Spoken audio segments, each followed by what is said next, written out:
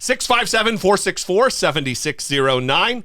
Of course, you can email a voice memo from your smartphone to idoubt@dollemore.com. Let's get to some listener communication. Yes, we got a lot of feedback given the conversation that we've been having ongoing over the course of several episodes about trans rights. And some of those in the audience have been unhappy with how we are forceful in letting people know that trans rights are human rights. And some people have stopped supporting the show because of this, because of our positions. Now multiple people have stopped supporting the show because trans rights are human rights. But we also got some feedback, including an email from a listener, Ray, who was unhappy with the fact that we are taking the position that we are. But he didn't say he's not listening to the show anymore. He just said he's unhappy with the direction the show is going and gave us some feedback on that. I think the subject of the email was something like the direction of the show lately or something. Show lately. Yes. So we responded to Ray on episode 851. If you haven't listened to that and you want to, go check that out. But we got a lot of feedback given our response to Ray, who again is criticizing our stance on trans rights. So here is one email that we received in the aftermath of that episode.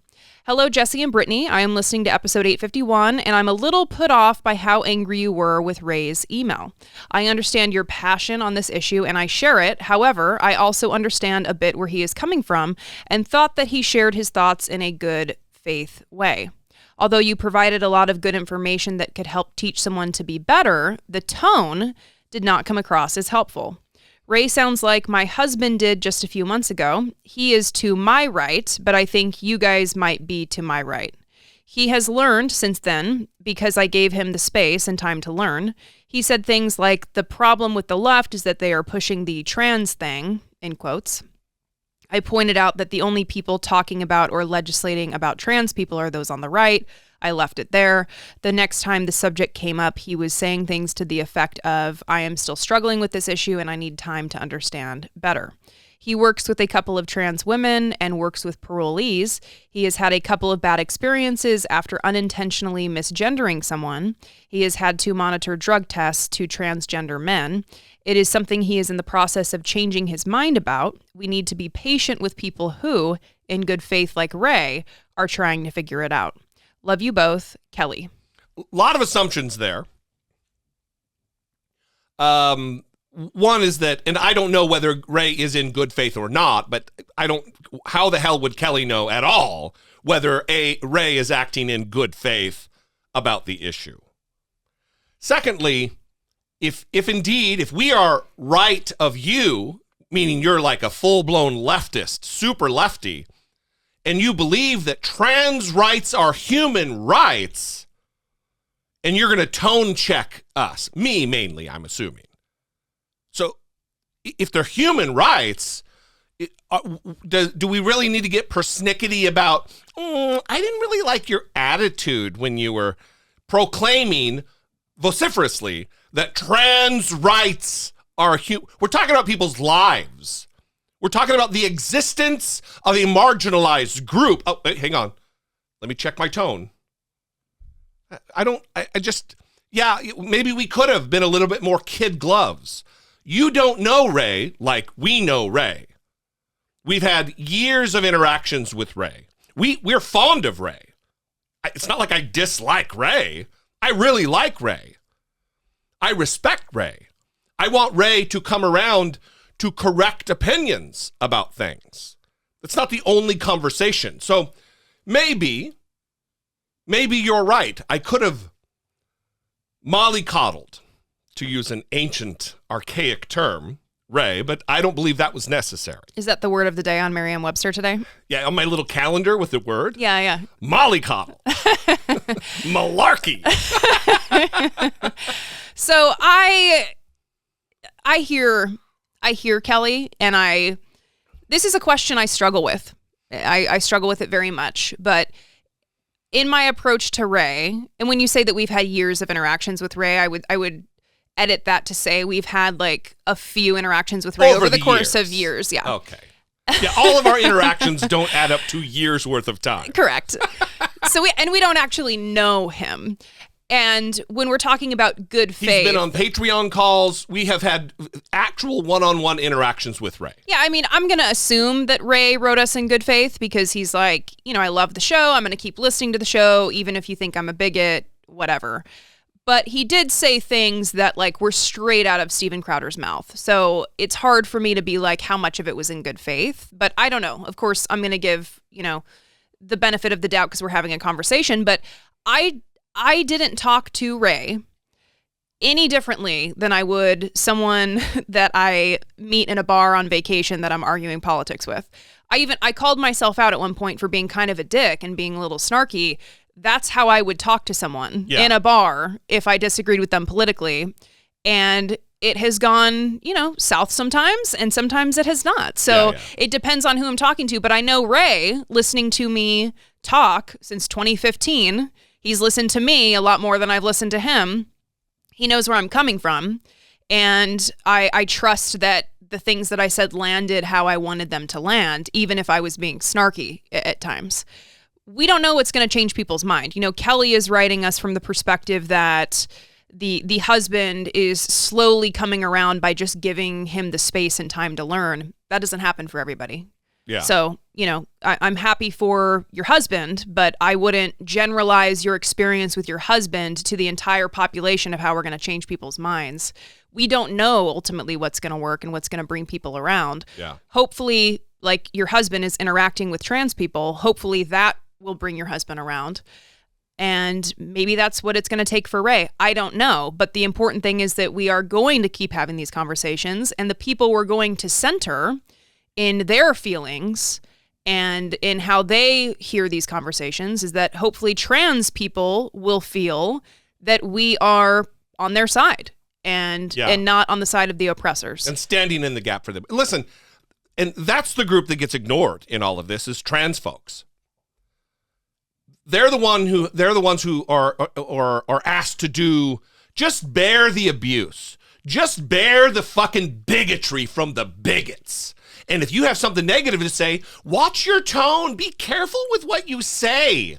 People's lives are in the balance here. And imagine this. If let's substitute trans people and talk about if it was black folks. What if Ray, he likely wouldn't because Ray's black, but what if Ray called in? Ray was just a white guy from the Midwest calling in to argue about our stance that black rights are human rights. And I exploded. I didn't to Ray, but I exploded and I told him to fuck straight off, get that Nazi shit out of here. That is vile bigotry. How many calls would we get? You really should watch your tone because that guy, he just misunderstands. Right now, he believes that black people aren't equal to whites, but maybe in the future, he will believe that. No one would fucking do that. So there's this special category of sensitivity that trans people are just overreacting. They're asking for too much too soon. Fuck that. If trans rights are human rights, and they are, we cannot give them freedom and life free from oppression quick enough. Yeah, I think you're hitting on something really important, which is the defenses that we are hearing from people illustrate a bias. Yes. Like they're still not fully accepting of trans people. And, I mean, it's like Martin Luther King Jr.'s letter from the Birmingham jail where he criticizes the white moderate and white people who at the time were talking about all things in due time, about giving equal rights, civil rights. And it's kind of the same thing where we're hearing like, give people the time and the space and all things in due time. And it's like, well, you wouldn't be saying that if you were a part of this group or if you loved someone who was a part of this group. And hopefully through these conversations, we can start shedding light on that. Yeah, listen, and I guess we'll finish it here. No, we got a call, but it doesn't take a fulsome width and breadth understanding of the trans issue. It doesn't take knowing someone who's trans to say, yeah, it doesn't matter whether I agree or understand it at all. Trans rights are human rights. These people are not harming fucking anyone. They're just being who they are. And if you don't like it, yeah, fuck straight off. Fuck off. Fuck off. Come around to humanity. Protect those who are oppressed. Punch up, don't punch fucking down. Goddamn. Call from Dan. Hey, Jesse and Brittany, it's Dan from California. Been a second. Haven't been traveling for work much, so I haven't been listening to podcasts, but I'm catching back up and was just listening to episode 851, where, Ray wrote in to kind of voice his opinions on trans issues. And I feel like I've been having discussions with people like Ray really frequently lately, people who are otherwise pretty progressive, who obviously, are against, things like homophobia, but for whatever reason have drawn a line at trans rights. And I think so much of it is it's like an empathy gap, and it's just not understanding and not connecting the dots that no one's coming out as trans because it's easy. No one would. Why would you ever want to do that? No one gets punched down more, societally currently than trans folks. They're on the bottom. And to think that they're doing it for, I've heard people say they do it for attention.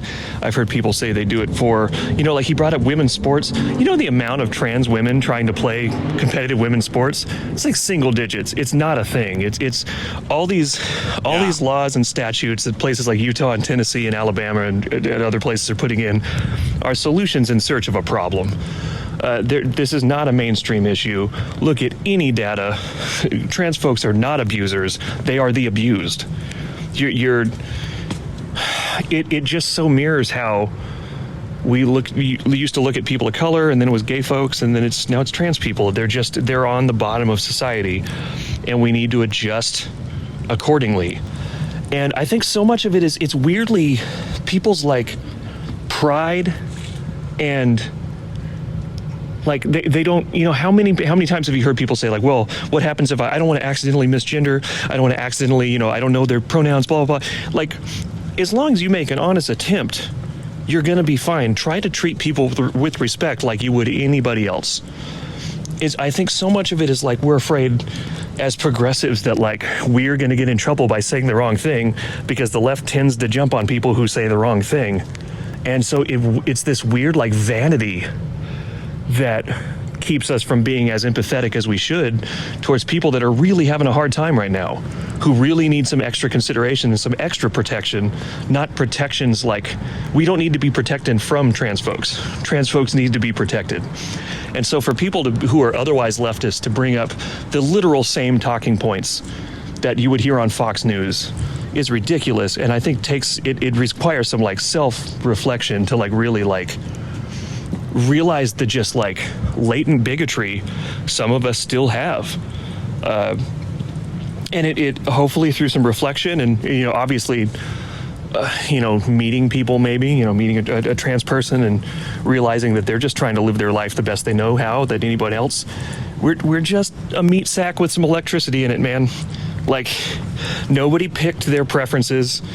There wasn't a checklist for race and ethnicity and, all that stuff. We just are what we are. We were born to the parents we were born, and we were kind of hardwired the way we're hardwired. And I just can't even imagine what it would feel like if the way I was being represented in society and the people who treated me was not congruent with who I was internally, and the kind of chaos that would cause, and just kind of being unmoored from anything that felt comfortable. It must be terrible no one would choose that.